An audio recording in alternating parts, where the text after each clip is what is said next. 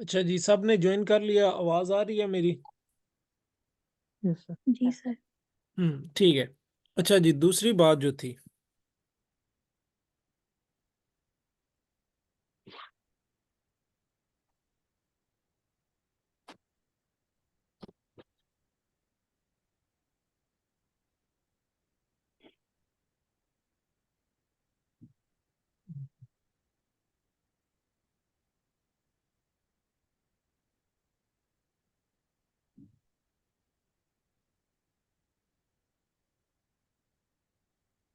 अच्छा, तो posting the analyse check payments day book, ठीक है। अब चेक पेमेंट डे बुक कहाँ पे जाती है? अब मुझे बताएं जरा, जैन मुझे बताएगा। मुझे ये बताओ, कैश पेमेंट, कैश पेमेंट किधर हम रिकॉर्ड करते हैं? किस जनरल लेजर में रिकॉर्ड होती है? कैश पेमेंट डे बुक में। यार, जनरल लेजर पूछ रहा हूँ, डे बुक नहीं पूछ रहा हूँ। अच्छा, कैश पेमेंट किस डे बुक में रिकॉर्ड होगी? कैश बुक में। कैश बुक में, शाबाश। अब मुझे बताओ, पोस्टिंग कर रहे हैं कैश पेमेंट की related posting cash day book से किस में जाएगी? किस लेजर में जाएगी?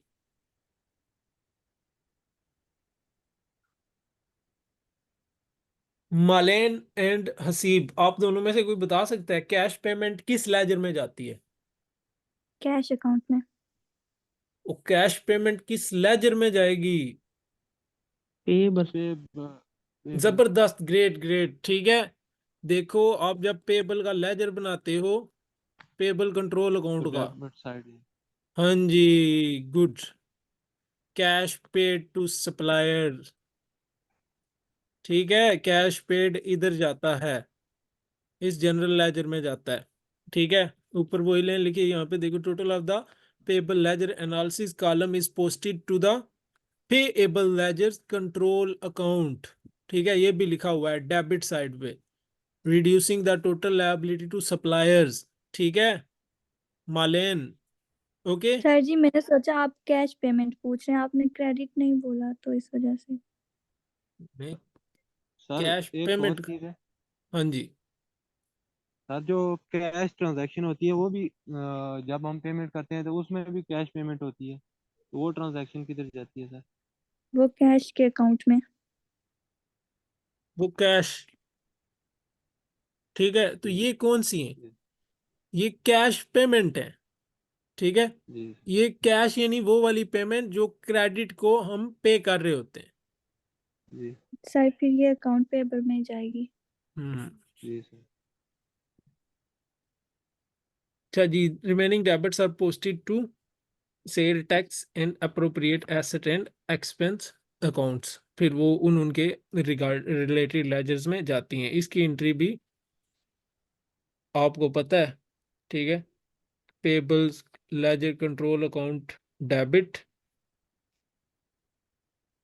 और जब ये पेमेंट की एंट्री है, ठीक है, कैश पेमेंट की, ठीक है। आपने कोई सिंपली किसी के पैसे देने हैं, तो आपकी लायबिलिटी डिक्रीज हो रही है, वो भी डेबिट, अकाउंट पेबल डेबिट, फिर सेल टैक्स डेबिट, फिर क्या, अगर एसेट और एक्सपेंस भी खरीदा है तो वो भी डेबिट। ये समझ लो ओवरऑल ट्रांजैक्शन है, ये सारा का सारा टोटल की एंट्री है, ठीक है। समझ आई? सर। जी sir. Okay, the sales day book बिल्कुल सेम है। सेल्स डे बुक, किस कस्टमर को आपने चीज बेची, ठीक है, कितने की बेची, टोटल कितना है, सेल टैक्स कितना है, ठीक है। तो ये आगे से डिटेल में, यानी एनालिसिस, एनालिसिस यानी किस रीजन में बेच रहे हो, यहाँ पे डिटेल में और कॉलम भी आ सकते हैं। रीजन वन में, ठीक है, कैंपस वन कितनी सेल करता है, कैंपस टू कितनी सेल करता है, कैंपस थ्री कितनी सेल करता है, उसकी अलग अलग से। ये आगे यानी डीप में जाना एनालिसिस कहलाता है। तो ये देखो, तो डेट लिख के इनवाइस नंबर, यानी इतनी इनवाइस नंबर है, इस कस्टमर को भेजा है जैन को, यानी, ठीक है। फिर रिसीवेबल लेजर रेफरेंस इतना है, टोटल इतनी है, सेल टैक्स इतना है, और ये यानी इस ट्रांजैक्शन से रिलेट करती है, ये इस रीजन में सेल हुई, ये इस रीजन में सेल हुई, ठीक है। डबल एंट्री तो इसको आपको पता है ना क्या होती है? Cash account to sale. ये तो कैश वाली बता रहे हो भाई। No sales cash day book है, सेल डे बुक, सेल की एंट्री क्या रिसीवेबल होगी? अकाउंट। क्रेडिट सेल्स, हाँ, account receivable to sales account, very good. Sale तो सेल टैक्स ऐड किधर करवाओगे? Credit side.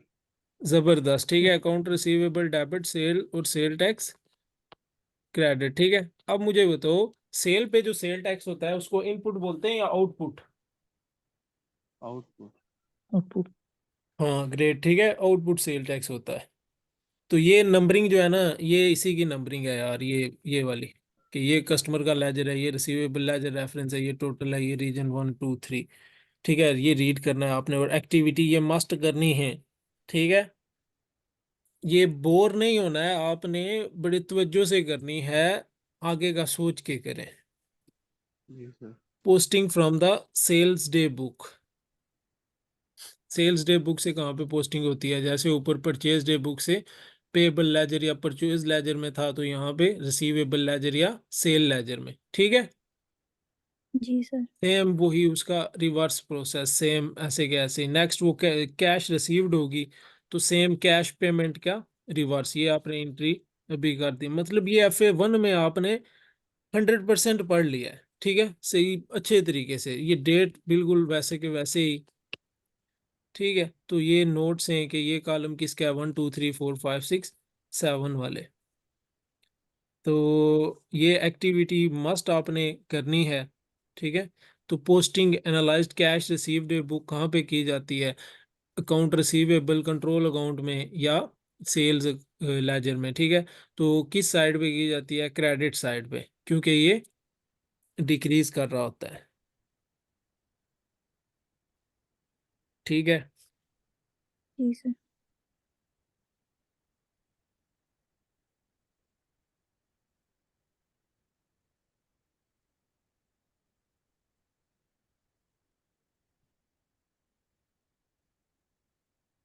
तो ये इसका टोटल, ठीक है। डेबिट के हमें कैश कितनी रिसीव हुई, ठीक है। तो कैसे कैसे कैश रिसीव हुई? अकाउंट रिसीवेबल से रिसीव हुई, सेल टैक्स से, और ये कैश सेल्स से, ठीक है। तो ये इन वेज से हमें कैश रिसीव होती है टोटली। तो ये वो टोटल वाला हिसाब है, ठीक है। अब सिंगल सिंगल ट्रांजैक्शन से भी आप इसको लिख सकते हो, cash receive to account receivable, account receivable से जो कैश रिसीव हुई, और सेल सेल टैक्स जो पे किया गया। फिर जो दूसरे नंबर पे credit, cash sales, cash sale से जो हुई आपको, ठीक है, सन्ड्री रिसीट्स अकाउंट्स।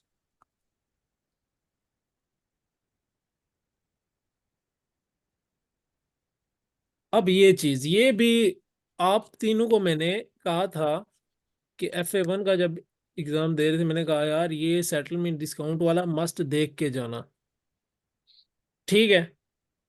जी ट्रेड सर। डिस्काउंट आप में से कुछ ने पूछे भी थे, यानी इसके रिलेटेड क्वेश्चन। ट्रेड डिस्काउंट तो आपको पता है ना, ट्रेड डिस्काउंट जी एंट्री में इन्वॉल्व ही नहीं होता, ट्रेड डिस्काउंट एंट्री में इन्वॉल्व ही नहीं होता, ठीक है, क्योंकि वो एंट्री से पहले ही डिडक्ट हो जाता है। जैसा कि मैं आपको कहूं, ये देखें यहाँ पे लिखा हुआ भी है, लिस्ट प्राइस है, और ट्रेड डिस्काउंट याद रखना लिस्ट प्राइस से डिडक्ट होता है। ट्रेड डिस्काउंट 10% ट्रेड डिस्काउंट, मैंने कहा मालेन 100 की मुझसे चीज ले, तो मैं इसको 10% ट्रेड डिस्काउंट दूंगा, ट्रेड डिस्काउंट दिया, चीज आ गई 90 की। अब चीज की कास्ट ही अब 90 की हो गई, तो मैं इसको 100 पे क्यों रिकॉर्ड करूंगा? अब ये एंट्री इसकी 90 से ही स्टार्ट होगी। अब इसकी एंट्री कैसे स्टार्ट होगी? 90 90 से। से ही स्टार्ट होगी, ठीक है। जब डबल एंट्री करेंगे 90 का इम्पैक्ट आएगा। अब आगे यहां से 90 के इम्पैक्ट पे जो है ना, फिर क्वेश्चन अराइज होते हैं सेटलमेंट डिस्काउंट के केस में, ठीक है। सेटलमेंट डिस्काउंट के केस में अब देखें, तो मैंने कहा मालेन, मैं मालेन को चीज सेल कर रहा हूं, ठीक है। तो 90 तक आ गए हम, ठीक है, 90 तक आ गए। अब 90 के आगे चलते हैं जी, सेटलमेंट डिस्काउंट वाली बात जो मेन टॉपिक है आपको पता होना चाहिए। मैं कहता हूं 9 और 5, 9 का 10%, 10% ही कर लेते हैं, ठीक है, इजी के लिए। 10% में सेटलमेंट डिस्काउंट दूंगा अगर मालेन 10 डेज के अंदर पे करती है। अब यहां पे 3 काइंड ऑफ सिचुएशन अराइज हो सकती है। अभी मैं इसको क्या रिकॉर्ड करूंगा, 90 को, ठीक है, यानी इस सेटलमेंट डिस्काउंट से पहले समझ ले मैं इसको रिकॉर्ड करना चाह रहा हूं, तो क्या रिकॉर्ड करूंगा, अकाउंट रिसीवेबल यानी मालेन अकाउंट डेबिट 90 से, तो सेल्स जो है क्रेडिट 90 से, यही बात ऐसे ही रिकॉर्ड करूंगा ना, सिंपल। जी सर। अभी दूसरी चीज, अब आ जाती हैं सेटलमेंट डिस्काउंट के लिए 3 चीजें, ठीक है, 3 स्टेप्स आते हैं। फर्स्ट, कि मालेन ने डिस्काउंट नहीं लेगी जी और लिया भी नहीं, ये वाली एंट्री इसी के साथ चलो जी। सेकंड कंडीशन, मालेन डिस्काउंट लेगी, मालेन डिस्काउंट लेगी, ठीक है, डिस्काउंट वो रिसीव करेगी, यानी एक्सपेक्टेशन है कि मालेन will get benefit from the discount, ठीक है, वो 10 दिन के अंदर पेमेंट कर देगी। फिर क्या एंट्री होनी चाहिए,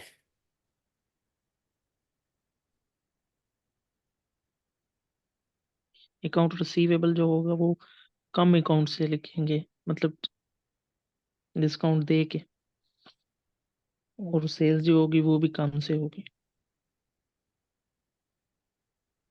हाँ जी, ग्रेट पॉइंट, ठीक है। अकाउंट रिसीवेबल कितने से लिखोगे, डिस्काउंट 91 निकाल से, के। ठीक है।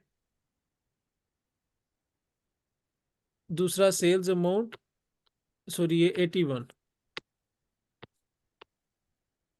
ठीक है। और इसको एलोबरेट करने के लिए आप ऐसे भी लिख सकते हो, अकाउंट रिसीवेबल 81, डिस्काउंट गिवन जो है 9 और सेल्स 90, ठीक है, क्योंकि 9 की सेल डिस्काउंट रिसीव्ड से कैंसिल हो जाएगी, ठीक है, आपका वो नेट बिल्कुल अकाउंट रिसीवेबल 81 और सेल्स 81 ही बचता है। एक और स्टेप होता है जिसमें ये सेंस बनता है कि मालेन यहाँ पे क्या हमने क्या एक्सपेक्टेशन है कि ले लेगी,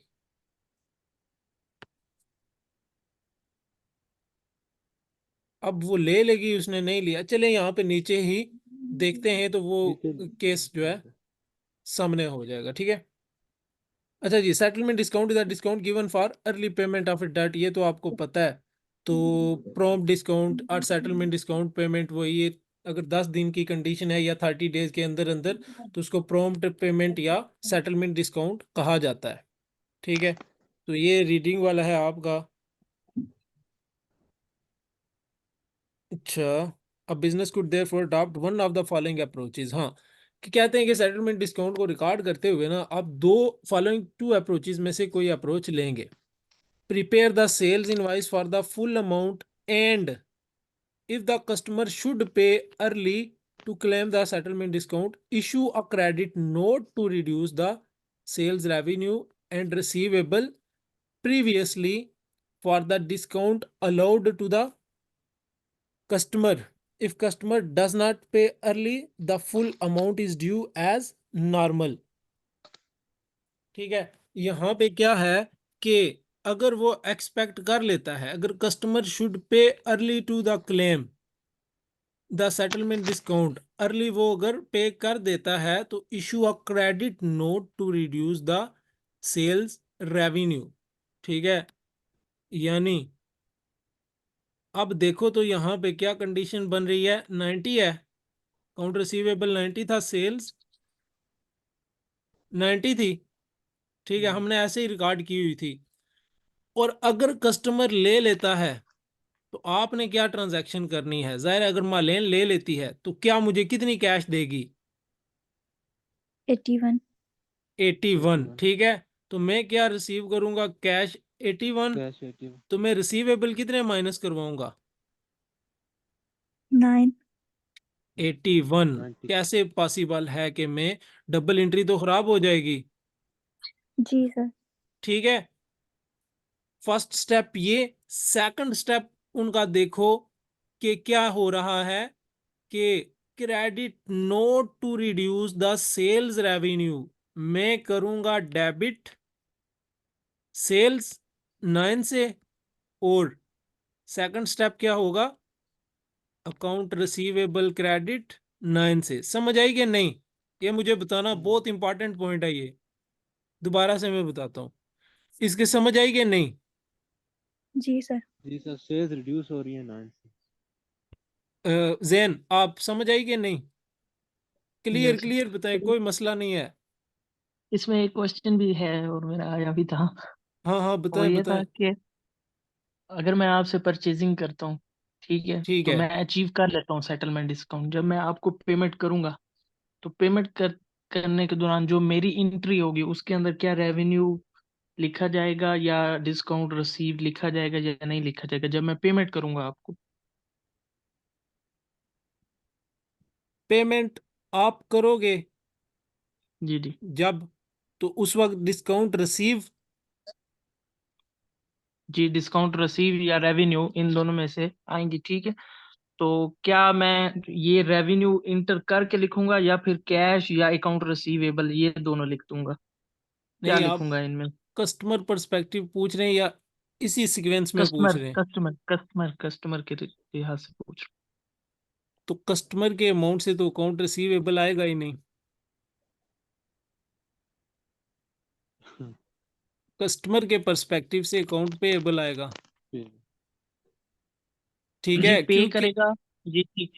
और इसके साथ जो रेवेन्यू या डिस्काउंट रिसीव ये दोनों होते हैं ना? रेवेन्यू बिल्कुल नहीं होगा, क्योंकि आप परचेज रेवेन्यू कर रहे हैं। टायर का होता है, शॉप वाले का होता है, ठीक है।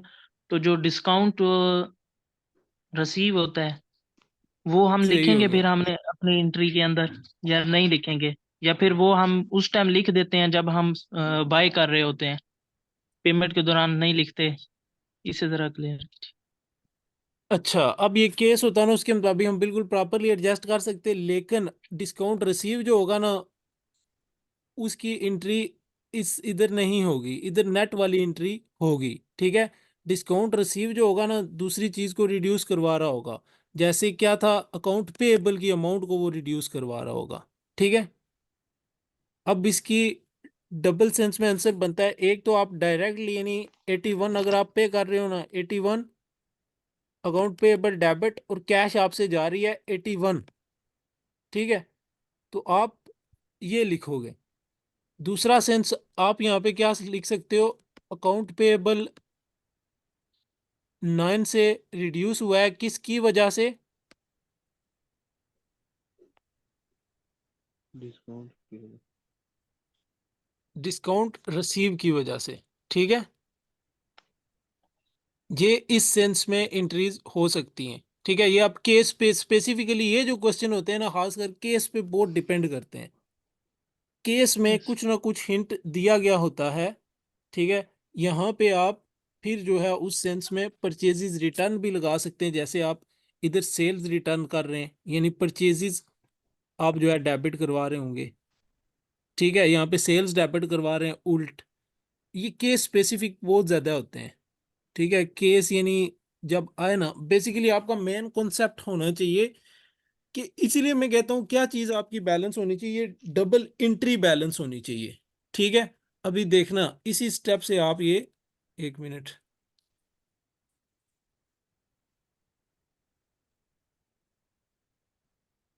बेसिक चीज है ना जो जिस पे आपने फोकस करना है,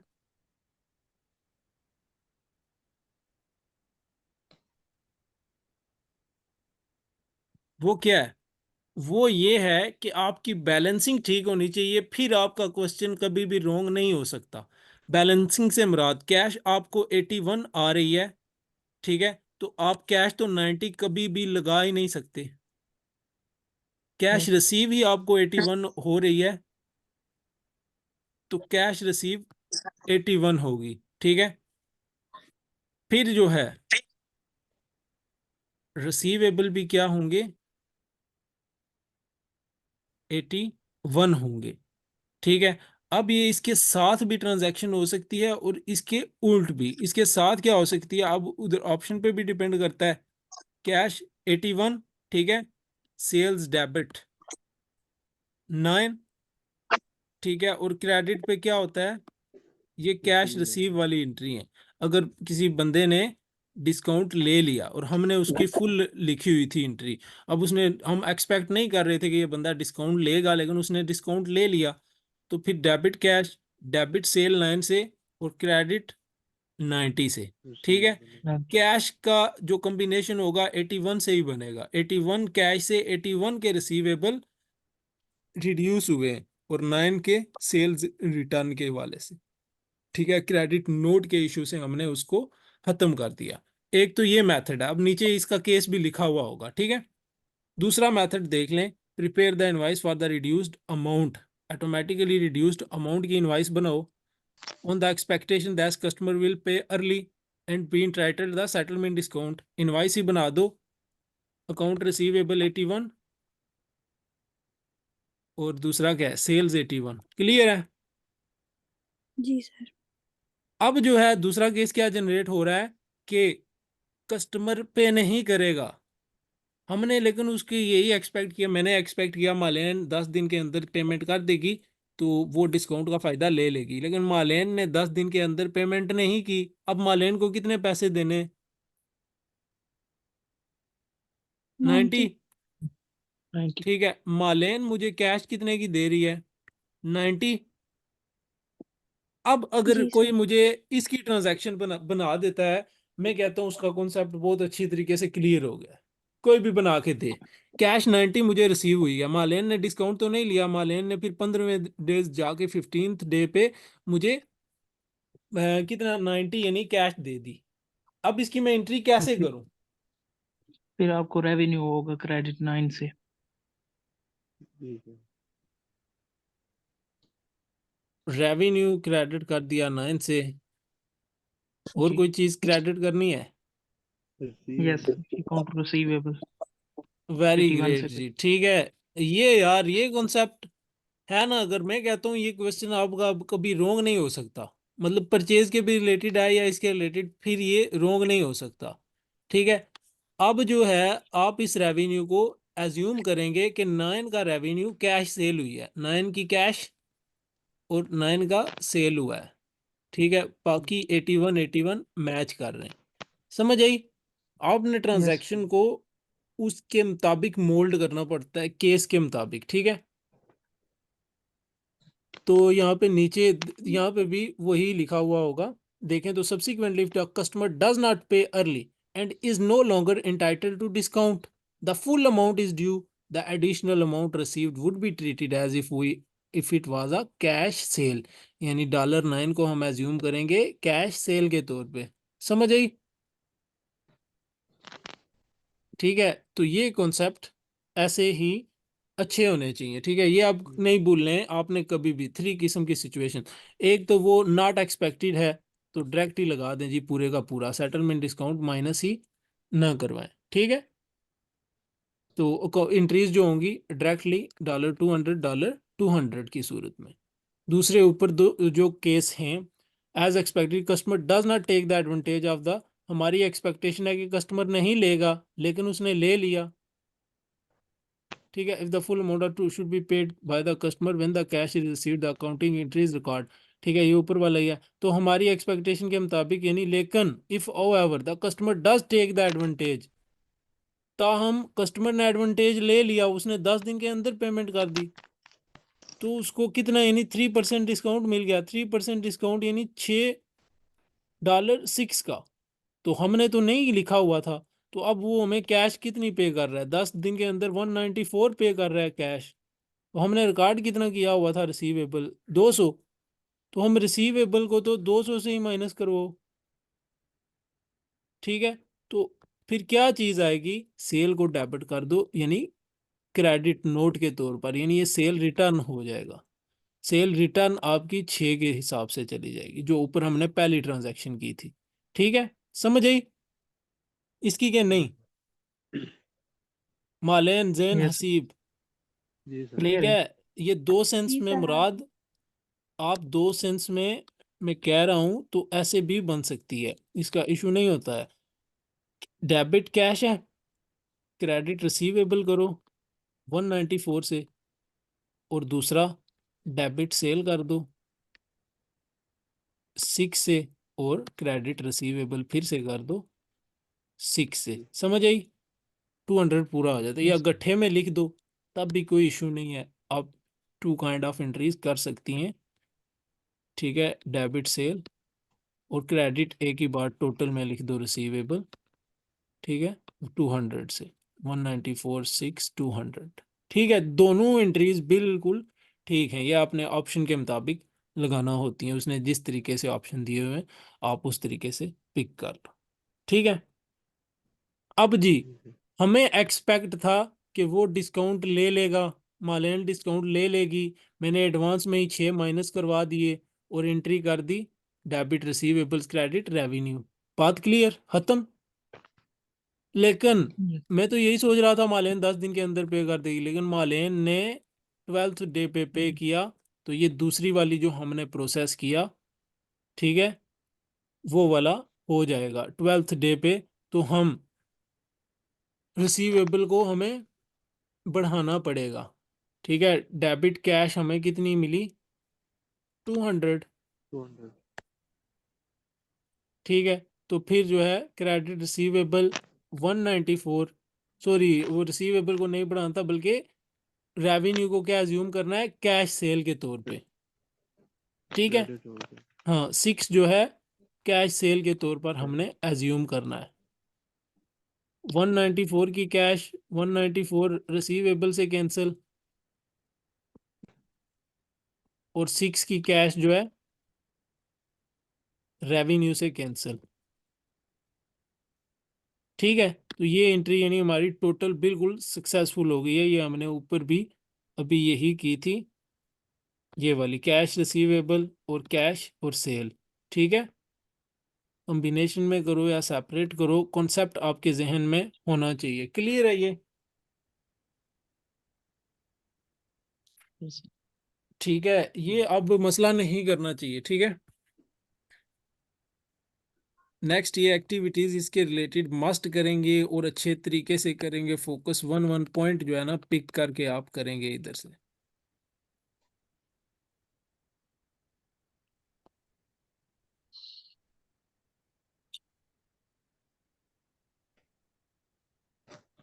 हाँ जी, तो ये देख लें वही जो ऊपर आपने बात पूछी थी डिस्काउंट रिसीव्ड वाली।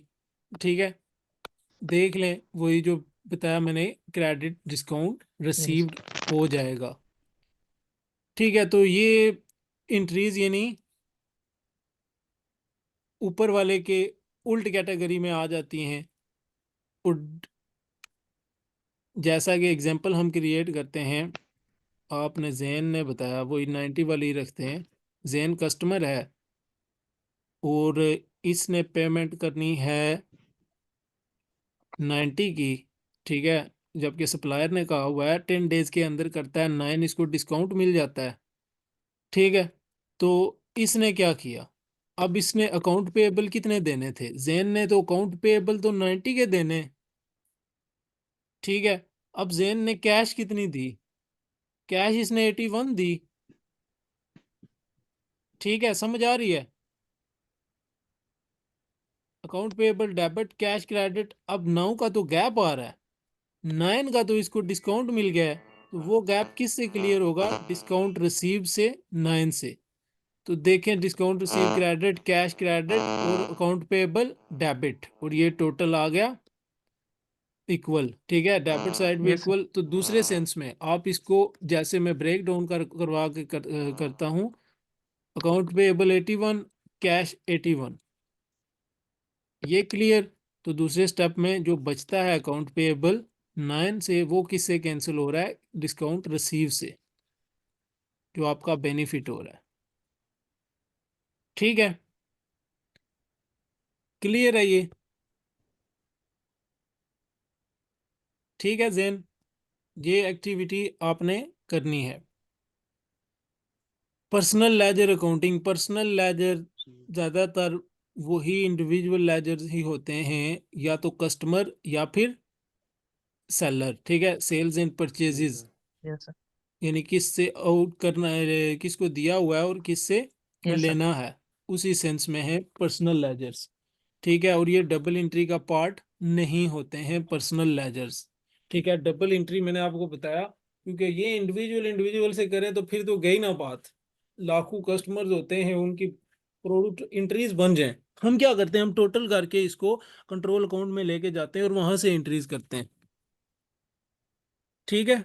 यानी जब डबल एंट्रीज कर रहे होते हैं तो उस वक्त स्टार्टिंग में रिकॉर्डिंग तो डे बुक में तो होती है, लेकिन वहां से उठा के सिंगल सिंगल डबल एंट्री नहीं करते, वो फिर वो इतना लंबा काम हो जाए ना कि बुक कीपिंग ही ना हो। Posting from the day books to the personal ledgers, ठीक है। अब वो वाली कंट्रोल अकाउंट वाली बात ऊपर मैं एक बात बता चुका हूँ, ठीक है।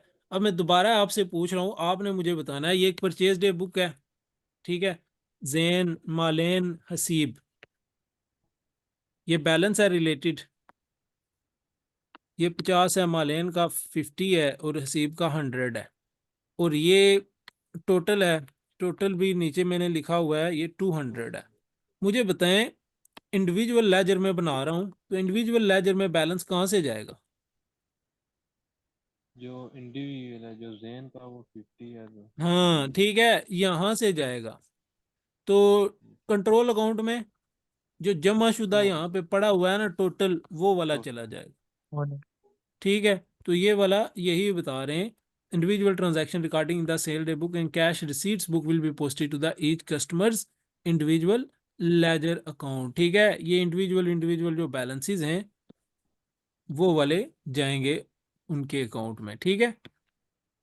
उन्होंने क्या क्या पे या क्या क्या उनसे रिसीव करना है।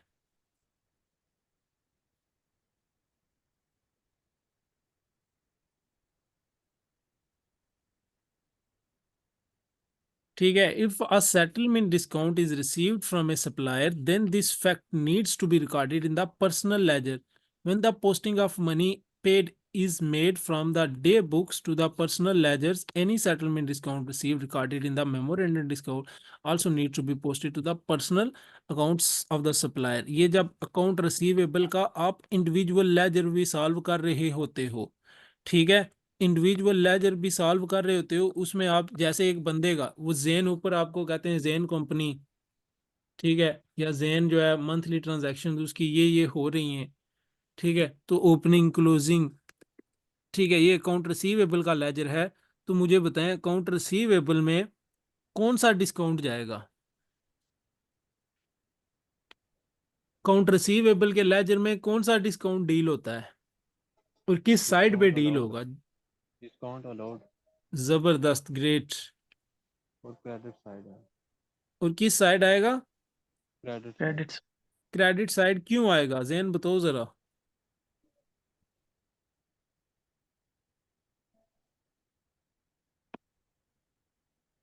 मैंने एक्सपेंस है इसकी, सर ये इसलिए।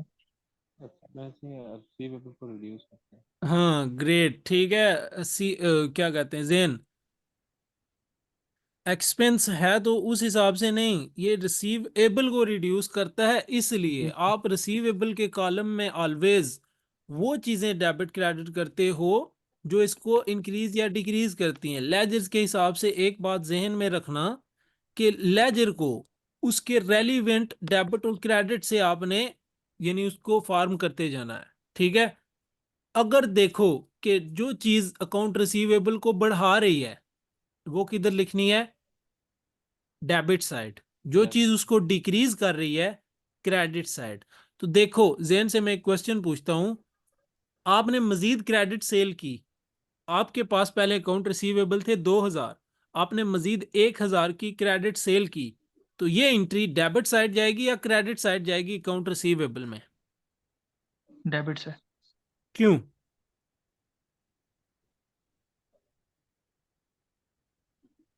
क्योंकि क्रेडिट सेल्स जो हो रही हैं वो रिसीवेबल को इंक्रीज कर रही।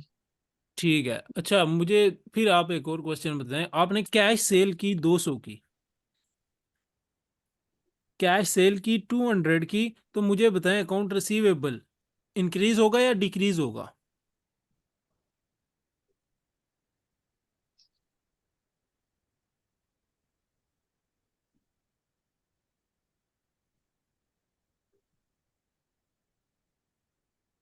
हाँ जी, सर जी कैश सेल से अकाउंट रिसीवेबल खामोश पे हो जो, कोई जैन से पूछ रहा था।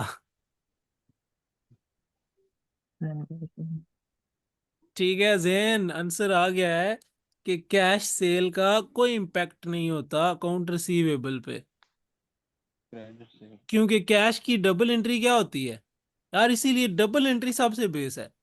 कैश टू सेल अकाउंट, ठीक है, कहीं पे अकाउंट रिसीवेबल का जिक्र है इस एंट्री में, अकाउंट रिसीवेबल जनरेट ही नहीं होंगे, तो अकाउंट रिसीवेबल पे नो इम्पैक्ट होता है ये कैश सेल का।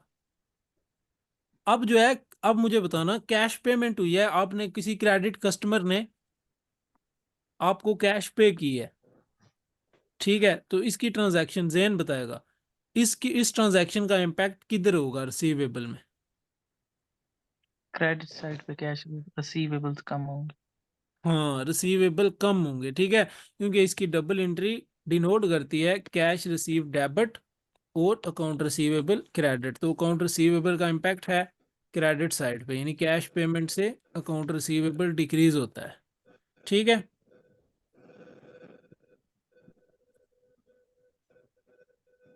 ये कोई चेक पेमेंट डे बुक में से दी हुई है, यहाँ से उठा के आपने शायद ये एक्टिविटी करनी हो। हाँ, एक्टिविटी 16 है,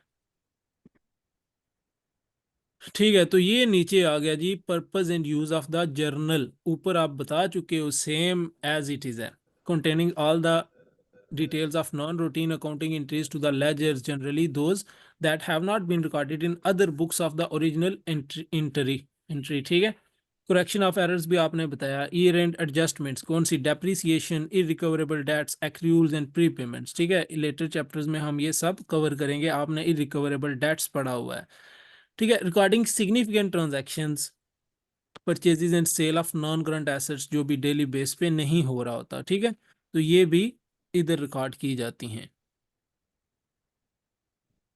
तो यहाँ पे ये रीड करना है आपने, और दूसरे नंबर पे देखे तो यहाँ पे एक एग्जांपल होगी कि आपने करेक्शन ऑफ एंट्री कैसे करना होती है, ठीक है। तो देखो, तो करेक्शन ऑफ एंट्री के लिए जर्नल यूज किया जाता है, मिसाल के तौर पर ये लिखा हुआ है correcting an error of Postgre the original entry, original entry आपने क्या कर दी थी, डेबिट ड्राइंग क्रेडिट कैश, ठीक है, कि कैश को क्रेडिट कर दिया, ड्राइंग को डेबिट, लेकिन एंट्री के रिलेटेड क्या था कि सन्ड्री एक्सपेंसेस किए आपने, सन्ड्री एक्सपेंसेस बिजनेस के रिलेटेड कोई छोटे मोटे आपने एक्सपेंस किए, तो उसके बजाय आपने एक्सपेंसेस की बजाय ड्राइंग्स लिख दी डेबिट में, तो इसकी करेक्शन एंट्री क्या होगी, इसकी करेक्शन एंट्री होगी, ड्राइंग को खत्म करना है, जो डेबिट था, डेबिट में तो आना था सन्ड्री एक्सपेंस, तो आप ओरिजिनल एंट्री में लगाओ डेबिट सन्ड्री एक्सपेंस, ठीक है। क्रेडिट तो हमारी आई ठीक, तो ये debit sundry expense credit cash बन गई, तो हमने किसको बिल्कुल खत्म करना है, ड्राइंग्स को, ड्राइंग एक बार डेबिट लिखा हुआ है, दूसरी बार क्रेडिट कर दो ड्राइंग को, ठीक है, ऑटोमेटिकली रिजॉल्व हो जाएगा जब आप ये एंट्री करोगे, debit sundry expenses credit drawing, तो ड्राइंग तो ऑटोमेटिकली खत्म